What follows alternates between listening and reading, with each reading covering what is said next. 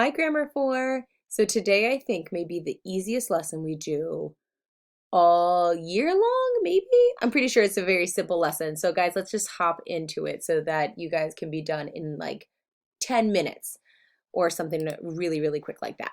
So we are talking about renaming fractions, and all that that means is we are going to be working on multiplying the numerator and the denominator by an equivalent fraction of 1 to increase the numerator and the denominator and rename it. So all that means is this, right?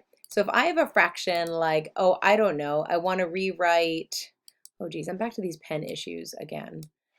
All right, I think that's better. So if I want to rewrite 1/2 as a fraction larger in numerator and denominator, not necessarily in quantity or in size. So if I want to rewrite 1/2 as an equivalent fraction, I'm going to multiply it by a numerator and denominator that represent 1. And let's see what we get. So let's say I want to increase it fourfold. So times 4 times 4. Again, 4 over 4 is 1. But now I've got 4 over 8. Is 4/8 equivalent to 1/2? It is, it is. All right, let's try another one. Let's say example 1. It says find the equivalent fraction for 1/4 whose denominator is 12. So we're going to say 1/4 times what is equal to something in the 12 in our denominator. So we ask ourselves 4 times what is 12? Well, 4 times 3 is 12. So if we're going to multiply 3 on the bottom, we need to do 3 on the top because 3 over 3 is 1. And now we get 3/12. 3 and 12 are both divisible by 3. And you get 1/4 as your product. Don't know how I just zoomed in. I did it again. Okay. Okay, so let's go ahead and do example 2. It says complete the equivalent fraction.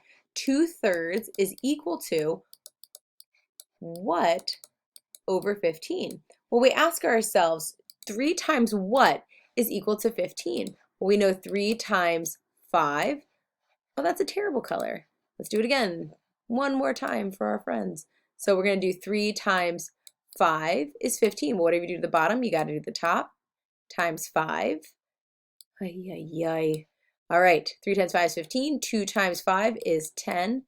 And is 10/15 the same as 2? Oh, goodness. That is not a 10. That is a weird squiggly arrow. There we go. 10/15. Is it the same as 2/3? It is. So that's it, guys. So guys, do your lesson practice. Make sure you check it. And then make sure you complete your mixed practice. And then for tomorrow, we have let's see, tomorrow we're meeting at 9 o'clock and we're going to be doing lesson 116 together. Let's take a look at what that is.